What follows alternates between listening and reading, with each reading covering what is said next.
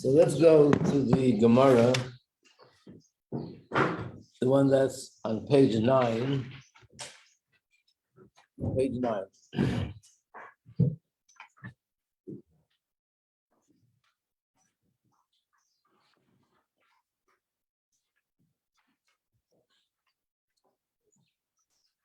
Bottom of the page, in the second column,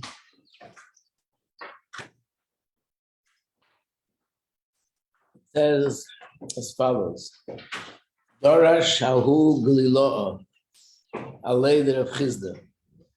There's a certain Galilean, means someone who came from Galil, and he gave this shir in the presence of Rav Chizda. And he said the following words: Rich Rachmana, which means Baruch Hashem. Rachmana is in Aramaic. The Yov Eraint Lisoy, that he gave us the Torah, which is a Torah made up of 3. Turn to page 10, the other side of the page. La'amt Lisoy, gave it to a people that are made up of 3. Ayideit Lisoy, through a person that was born the third one to his mother. B'yom Lisoy, on the 3rd day. And B'yachet Lisoy, during the 3rd month. So clearly he's associating everything with regards to Matan Torah and the number 3. So what does it mean, Yachet Lisoy? I mean, Torah Lisoy. What does it mean the Torah is made up of 3? Torah is made up of Torah, Nevi'im, and Ksuvim. So the Torah is made up of 3. Bnei Yisrael are made up of Kohanim, Nevi'im, and Yisraelim. So we're made up of 3. Moshe Rabbeinu had an older brother Aaron and an older sister Miriam, and he was the 3rd. So he's the 3rd. And what does it mean on the 3rd day? Because when the Torah was given, Hashem said that the men and the women should abstain from being together for 3 days. And on the 3rd day, that's when the Torah was given. So the Torah was given on a day which is the 3rd from a certain counting. And which month was it given? The 3rd month. Because as we know, we count the months from Nisan, Iyar, Sivan. Sivan is the 3rd month. If you turn the page back a little bit, pages back, and you turn it to, we have the same Gemara, but in the Hebrew. There is a commentary on the side, the name is Rav Nissen Goim. You probably know in history that there was a period of 500 years after the Gemara was finished. And during this 500 years, the center of Torah was still in Babylon, what today is Iraq. And the Torah scholars at that point were called Gaonim, Reb Sadia Gaon, Reb Hai Gaon, and all the tzaddikim, the greatest Torah scholars that everyone looked to for answers to questions and halachas. They were the leaders of the Jewish people. That was the center of the world. They were called Gaonim. So this is one of them, is Reb Nissen Goin. So in his commentary, he adds more things that are through number 3. I underlined them. I know you need a magnifying glass to read it. It's not translated into English, so I'll just tell you what it says.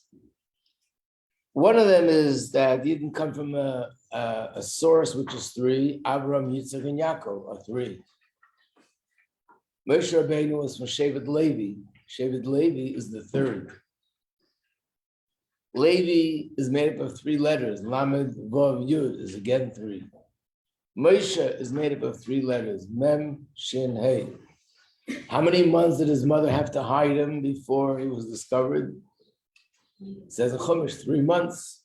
Again 3. Besides the fact that the Torah consists of 3 because it's Torah, Nevi'im, and Ksuvim, it's also Mishnah, Gemara, and Halacha is also 3. So the first one is the written Torah is made up of 3, but he adds that also the oral Torah is made up of 3. There's the Mishnah, there's the Gemara, and then there's the Halacha that is a result of all the Mishnahs in Gemara. And then davening, we have three. The Torah teaches us that we have to daven 3 times a day. Shachris, Mincha, Ma'ariv. And I'm pretty sure that we're not finished. If anyone would sit here for a little bit of time and try to sit down and think, you find more things in Torah that are number 3. But clearly, Torah is represented by the number 3, which is a little bit odd. I would think the Torah should be represented by the number 1. Torah is given by Hashem. Hashem Elokeinu, Hashem Echad should be number 1. So why is it that we are relating Torah to number 3?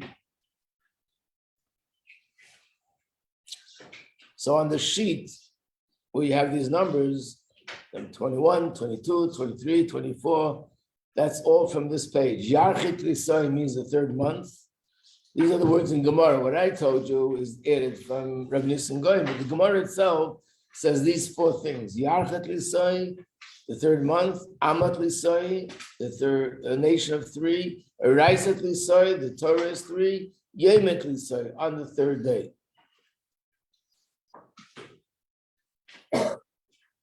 So the answer to this question goes back to another question, and that is, look at number 12.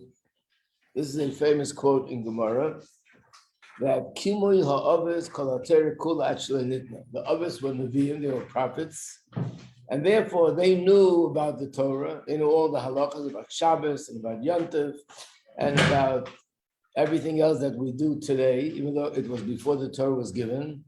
And therefore, they observed all the mitzvahs of the Torah even at that time. So the question is, if they observed all the mitzvahs of the Torah at that time, then for them, what was the difference before the Torah was given and after the Torah was given? And not only that, that means when the Torah was given, it wasn't such a big chiddush, wasn't something such a novelty, and it wasn't such a revolutionary thing, it was already there. The only difference is, before the Torah was given, it was only Abraham, Yitzchak, and Yaakov, and the Avos, the Mohes, and the Shvatim. After the Torah was given, everybody was there. But the mitzvahs themselves already existed before. So the Gemara says there's a difference. And this is the way the Gemara, I mean, probably the Medrash says this, there's a difference. And this is the way the difference is described. So let's look at page 35 in the booklet. On page 35 of the book, we're looking at a pasuk in Shir Shirim. And the pasuk says,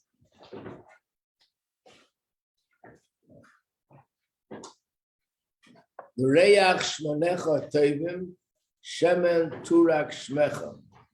That the scent of your oils, meaning the perfumes, are very good. Shemen turak shmecha, and your name is like these good oils. In other words, a person who has a good name.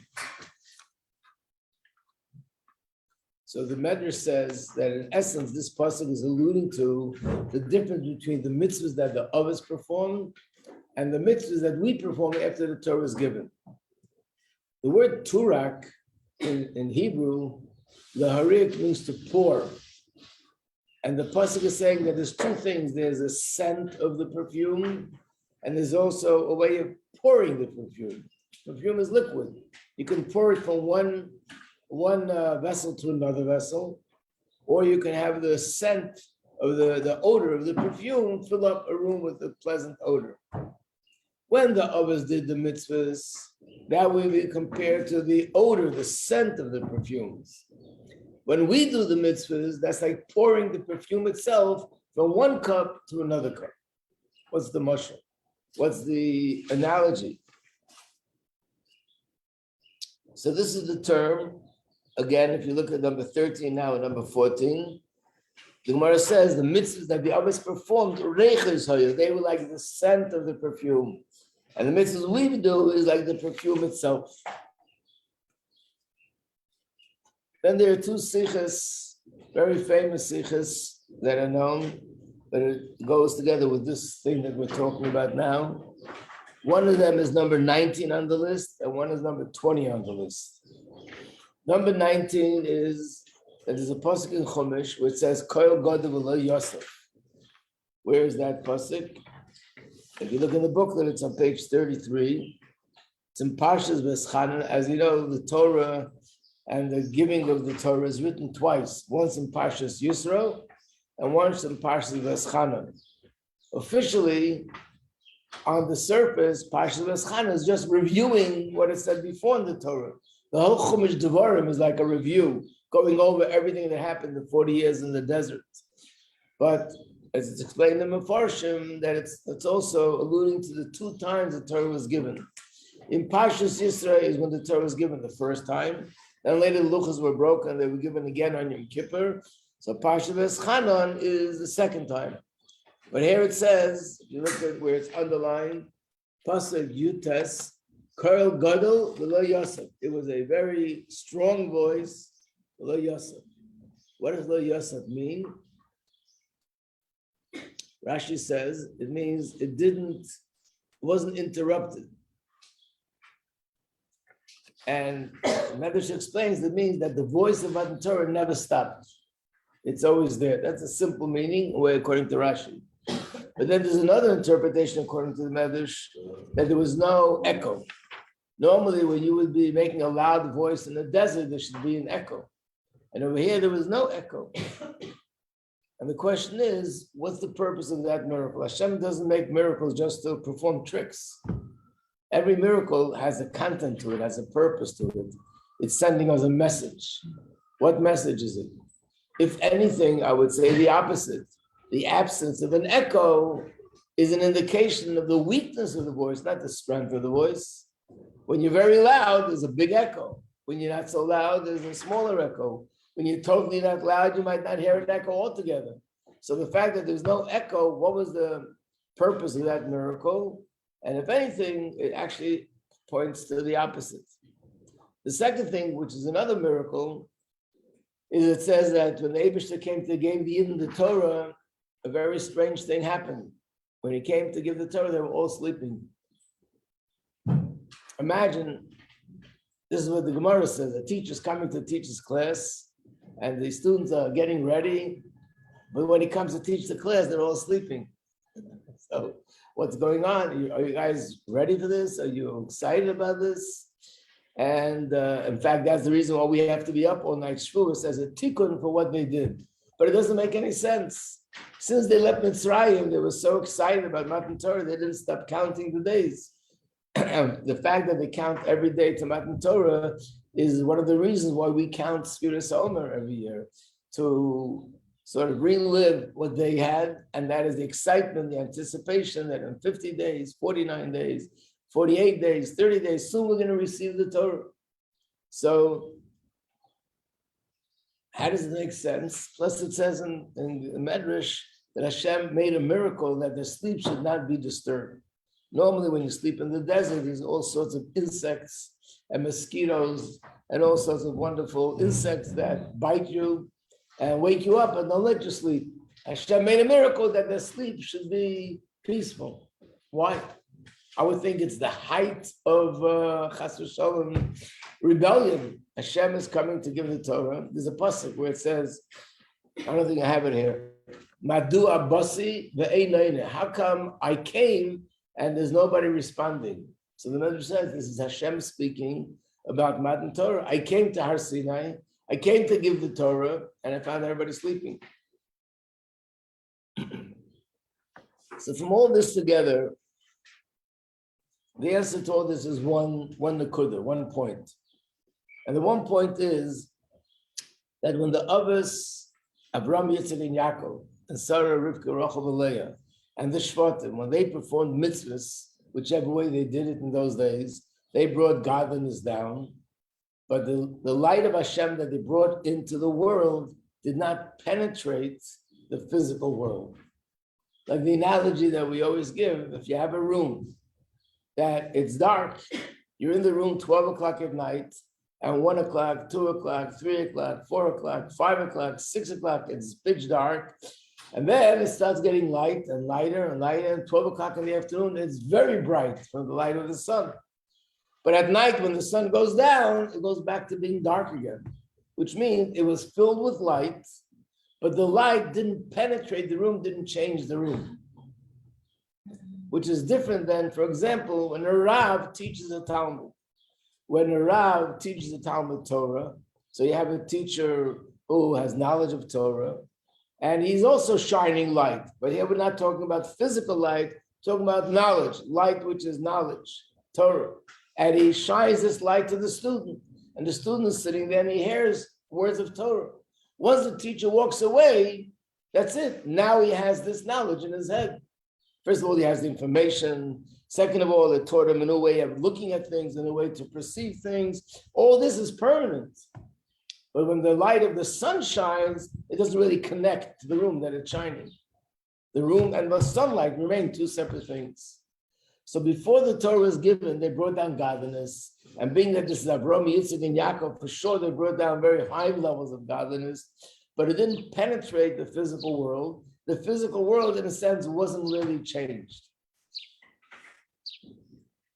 And after the Torah was given, that's when it changed. In fact, if you remember, which we probably do from Basi Legani, where it says there were 6 generations before Moshe Rabbeinu gave the Torah. And what was happening in the 6 generations? That Avraham Avinu brought the Shekhinah down from where? From the 7th heaven to the 6th. And Yitzchak from the 6th to the 5th. And Yaakov from the 5th to the 4th. And Moshe Rabbeinu brought it down from heaven to earth. If you think of it, that thought and what we're saying now is the same thing. Bringing down the Shekhinah from the 7th heaven to the 6th means it didn't really penetrate earth. So what was Yitzchak doing? He brought it down from the 6th to the 5th. It still didn't penetrate earth. So you might ask a question, if that's the case, what was the point? The whole purpose of doing mitzvahs is to change the world. So what was the point in them doing their mitzvahs if they couldn't accomplish anything anyway? Had no permanent effect.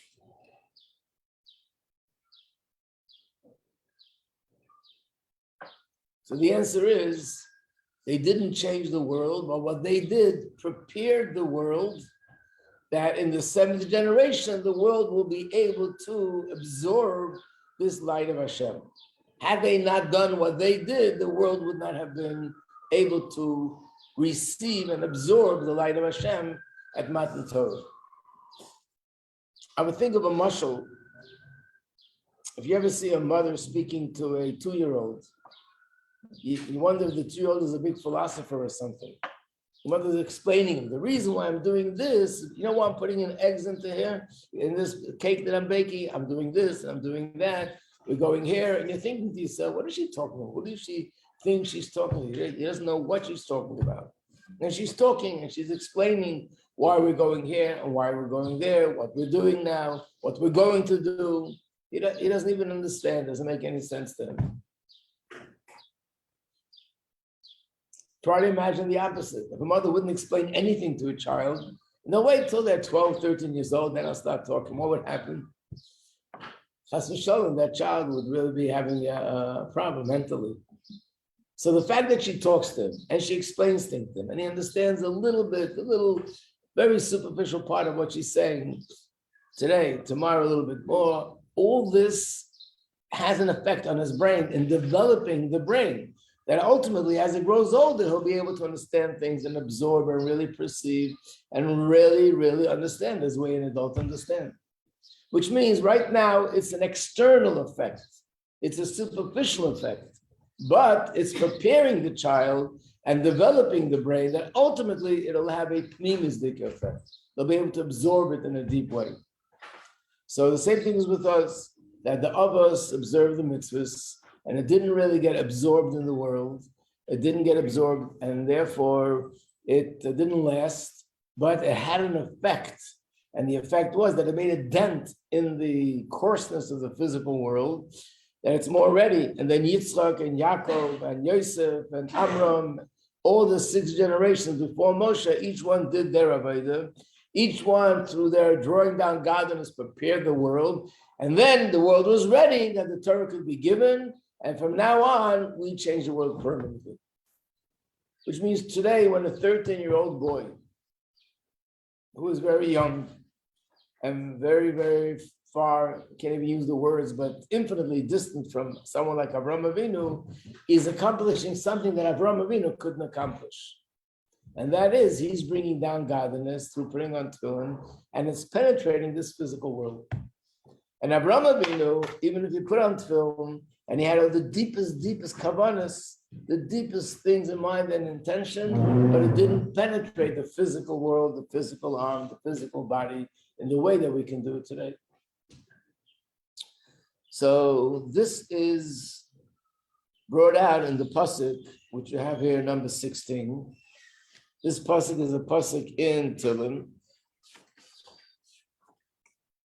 where it says, no, it's number 16, but if you want to look up the pasuk, maybe you remember it from Hallel, it's page 38.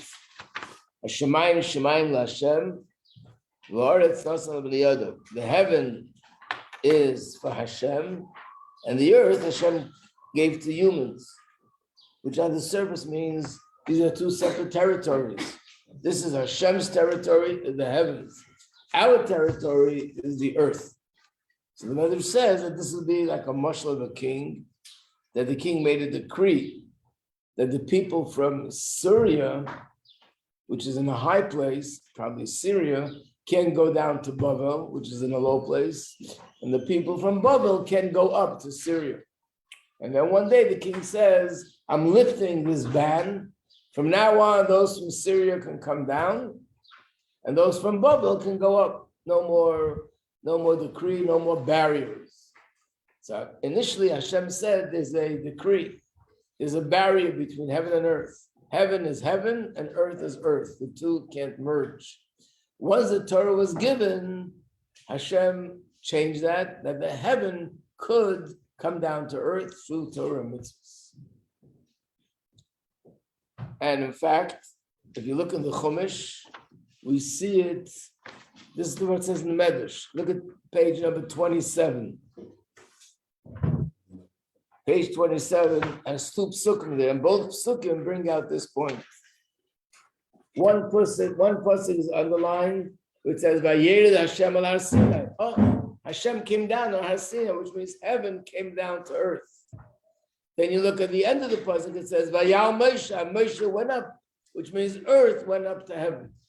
At this point, the decree was lifted, the ban was lifted, and now heaven and earth could merge. How is it? The truth is, it's really a miraculous thing. Apiteva doesn't make any sense.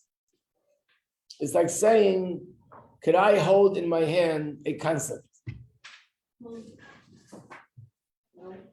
What about two hands? It makes no difference. A concept is something which is not physical, has no physical substance, and you can't hold a concept with your hands. You know, it's interesting that when you talk about Hashem, we talk about him and we say Hashem, we hear Hashem's voice. It's a metaphor, it doesn't have a physical voice.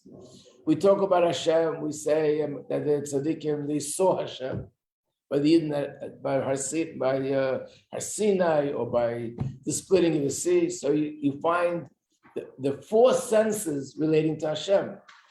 It says that Hashem, that the carbon is Hashem's food, so Hashem is eating. That the Ketorah is the incense, Hashem smells and it gives him a pleasant scent, a pleasant odor. So you find smelling, you find tasting, you find seeing, and you find hearing by Hashem. It's a metaphor, but you don't find the metaphor of touching. You don't find anywhere in Chumash, and he touched Hashem, because that's like totally beyond anything that comes close to each other. The Hashem is infinite, absolute infinity. Touching is the most coarse physical of the five senses, and therefore we can't even use it as a metaphor, so to speak. So the fact that, I'm going to tell you in a second, that Hashem's presence could penetrate and merge and become part of the walls and the tables and the chairs and the physical body and become one, that's a miracle. Apiteva, the two things don't go together. Yeah. Rabbi Majeski, how about the statement which says that, if I'm not mistaken, that tzaddikim are like sitting next to Hashem, like close to Hashem. And if we're saying that the heaven is just really God. So close to Hashem, still not saying touching. Yeah, I mean, of course, but like it's like the same. No, we say that Hashem, not only that, it's even better. It says in the Chumash that Hashem says, I will rest in the Beis HaMikdash. So every person, when they go to Beis Mikdash, they're near Hashem, they're close to Hashem. But it means Hashem's presence is there, revealed there, but we don't use the term, and he held Hashem, he touched Hashem. We don't use that term. Well, like, is it different, like, revelation of Hashem? Like, I mean. What, when we say close? When we say, yeah, the tzaddik is like close. That's what it means, yeah. Different. Like, more revealed. Like the levels. It means more revealed, right? Yeah. So we were just saying that we use metaphors to understand the idea that Hashem like appeared to you in this year at Sinai. But is it like we as non-tzaddikim have to use those metaphors to understand how real Hashem was to them? Or is it just like fancy language? No, the truth is everyone needs that metaphor because no matter how deep you understand it, it's still not what it really is. It's much higher than what we can understand. So, yeah. So of the cities, we know that Hashem is, Hashem is like is the essence of creation. Everything, right. So if he's not here, like creation was here, even when around so that means Hashem was, and it's creation, like his essence in creation already. So how can he be like so removed and then not be in the world? You're asking if the world exists, that means Hashem is here. Right. Right. So from Hashem's end, he creates the whole world, of course. But when we're talking about transforming the world, it means Hashem's presence should be revealed in the world, just like in the metaphor of a student and a teacher, that they actually are able to absorb what the teacher is saying, and it actually affects me as a person, affects the way I perceive things, the way I think, the way I understand. As a result of that, how could that be with the physical world that it should absorb God in such a revealed way that the physicality changes? I mean, Hashem invests his energy and sustains the creation. It's all from Hashem's end. But to say that the physical world is able to absorb that in a way that the physical world can absorb, that does, according to the laws of nature, doesn't make any sense.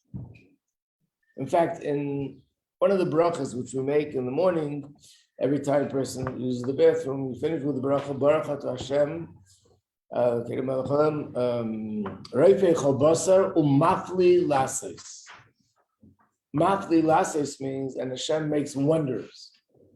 What are the wonders? So in the Shulchan Aruch it says, you know what the wonders are? The mere fact that the neshama could be in a guf is a wonder. For the same reason, the neshama is pure spirituality. The guf is as physical as could be. For the neshama to be in a guf and give it life and transform the guf, that the body becomes a live entity, that's not apiteva, mafli, that's a pella, that's a wonder. So therefore, this thing is not according to nature. According to nature, this is the wonder of Matan Torah to make such a thing happen. When Mashiach will come, the wonder will be even greater, that we'll actually be able to see with our eyes the godly spark and the godly light in the physical things. So based on everything we just said, what comes out that we have to talk about, so what's the essence? What's the key difference between before the Torah was given and after? We can't say that Hashem wasn't there because Hashem was always there. Either like you say, because Hashem created the world, so of course he's there. And even in terms of revealing it, Avraham Avinu revealed the world already, revealed godliness through doing mitzvahs. So the key difference is, but it was not possible at that time that Hashem's light and the world become one, because they're too far apart. This is totally ruchnis and infinite. This is physical and finite, and the two don't come together. So the main chiddush was the merging of heaven and earth, the merging of spirituality and physicality. And when two things merge, it's not, oh, before I had one, and now I have two. Now, when two things merge, you have something which is greater than the two things as individuals, and that's what the number 3 represents. In other words, before the world was created, there was only Hashem. After the world was created, there was, so to speak, 2 things, Hashem and the world. After the Torah was given, there was 3 things, Hashem and the world as they become one single entity. And that's what Matan Torah represents. That's probably connected to the fact that the Gemara says that Torah is Tiferes. Because that's what Tiferes is. Tiferes is the merging of different energies, Chesed and Gvura. And the Torah is the ultimate merger of the most infinite being in the world and the most physical, finite entity in the world. And the two become together so one, as if this was natural to become one. And that's why the Torah is represented by the number 3.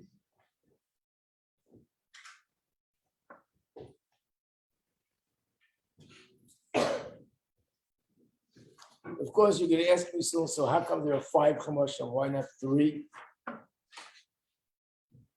So the answer is, well, from another aspect, the Torah is 5. But it says that really when you divide the Torah a certain way, there are 7. Right, because from another aspect, there are actually 7. It says there are 70 commentaries in the Torah. Yeah, because from a different aspect, there's actually 70.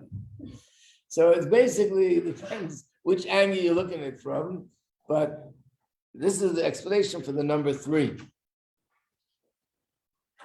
So this answers the question why there was no echo. The reason why there was no echo was because when the Torah was given, Hashem allowed us to see with our eyes or hear with our ears what the true power of Torah is. An echo means that the voice bounces off. When you're in a place where there's nothing there to absorb the voice, then it bounces back. When it bounces back, you hear an echo. When Hashem spoke, his voice penetrated everything in the surrounding, all the mountains, and they were absorbed in the mountains. So how could there be an echo? There was nothing bounced off. I'll get to in a second. Really, that's the way it should be now also. If you're sitting in a room that's empty, there's no furniture, normally there's an echo. So if you talk about Torah, there's no echo. You start talking about the weather, there's an echo. You change the subject to a parsha, there's no echo. You change the subject to something else, there's again an echo. It should be that way. But if that would be the case, there'd be no free choice. You'd see clearly that Torah is different than everything else. So there's always an echo. But when the Torah is given, Hashem allowed us to see the reality that when words of Torah are spoken, there's no echo because it's absorbed and it penetrates and becomes one with the physical surroundings. Yeah. Also, another interesting thing, I guess, with the echo, there's the idea that the echo is caused by it bouncing off of something, meaning it's contained by something. If you're in an empty room, your voice bounces off the walls because the walls can contain your voice, but I guess with the Torah, it can't be contained by anything. So why would there be an echo? Wait, you're saying the voice bounces off because it is contained? Yeah. Just in general. I thought it bounces off because it's not contained. In other words, if there'd be curtains hanging. The fact that it has something to bounce off of means that it's contained by something. In space, there's no echoes because there's something for sound to bounce off of. Okay, so you're saying, so that proves that there are walls here. Right, but if there's no echo, then there's either A, it's being absorbed. Or you're saying that there's no existence. But I think the whole purpose of Torah is to prove the point number 3. No existence would mean only Hashem exists. The greatness of Hashem is that he did create a world and it does exist, and nevertheless Hashem and the world are one. Right. Well, if we look at it from one angle, it's bouncing off because it's Depends which angle you bounce off from. Okay. They say that in Chassidus you could never find a contradiction. Because as soon as you find a contradiction, well, compared to this, it's like that, but compared to that, it's like this.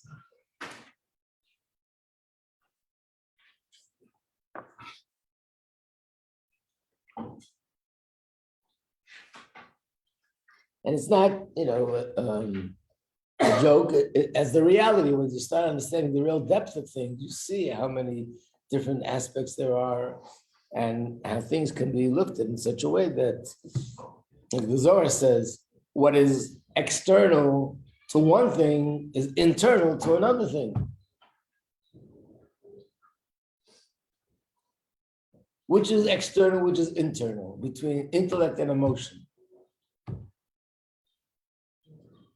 Intellect is what? Internal. Emotional is external, right? But then intellect compared to the depth of the soul, which is above intellect is external, and the etzem nefesh is internal. And you go and Zohar uses the term that there are, he calls it inner chambers and outer chambers, and they go on and on and on to no end, because each level is sort of external compared to the higher level, but it's internal compared to the lower level.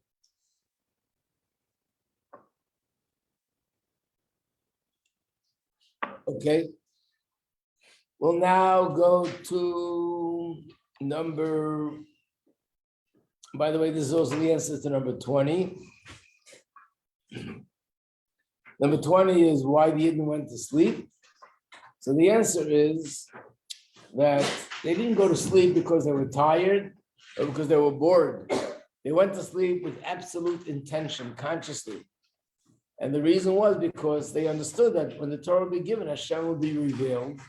And we know that a Navi, a prophecy, could never be revealed and absorbed when you're awake. The Nevi'im used to become unconscious to receive a prophecy. So they went to sleep to be able to receive the Torah in the best possible way. So what's wrong? What's wrong is like this. By going to sleep, they meant to say the body, the physical body, interferes with this Matan Torah experience. And that's the reason why a Navi went to sleep. Why did a Navi, how come a Navi received this prophecy when he was unconscious? I would think the opposite. When a person is unconscious, that's the weakest point. A Navi should receive his prophecy when he's fully awake, which is like the first hour after you wake up, more or less. Okay. After that, it's downhill. So it should be when you're fully awake, and that's when you get the prophecy. So the answer is no. The guf can't handle this revelation of godliness. So therefore, we put the guf to sleep, and the guf is sort of out of the way, and it's set, put aside, so it doesn't interfere with the process of receiving godliness. And that's why in a dream, people could see the future. In a dream, people could have sometimes words of Torah revealed to them that they never would have known otherwise. A lot of interesting things happen in a dream because then the body is not as strong. The guf is not so limited by the body. When a person sleeps, it says the body sort of moves away from the guf. A 60th of what happens when a person, God forbid, passes away. So the guf and the body are connected. The person's alive, Baruch Hashem, but the connection is not as strong. And if it's not as strong, the neshama is not as limited as it normally is by the body. So it can hear things and see things. Ordinary people, unfortunately, hear nonsense. But tzaddikim, during their sleep, either they get revealed things about the future, they see tzaddikim, they find answers to questions that they didn't know before, because the neshama now is functioning on a higher level because the body isn't slowing it down. And therefore, they thought, Matan Torah, let's put the body to sleep. So what was wrong with it? What was wrong with it is because the whole purpose of Torah was to penetrate the physical world. So before the Torah was given, that would make sense. Get the body out of the way and let the neshama experience everything, because it was a spiritual experience. But now that the Torah is given and the whole purpose is to include the body, therefore, they dafka had to keep awake. So the body should be included in the Matan Torah experience. So on the hand, when they did it, they didn't do something wrong. It wasn't an avera, because they did it before the Torah was given. And in that era, it was true that the neshama and the guf, they sort of are in conflict with each other. They can't merge together. So the guf would interfere with the neshama experiencing Matan Torah. But after the Torah is given, Hashem, we are told to be up at night, which means what we're showing is, what we're indicating is that we are going to experience Torah, neshama, and guf together, because it's supposed to be merging together.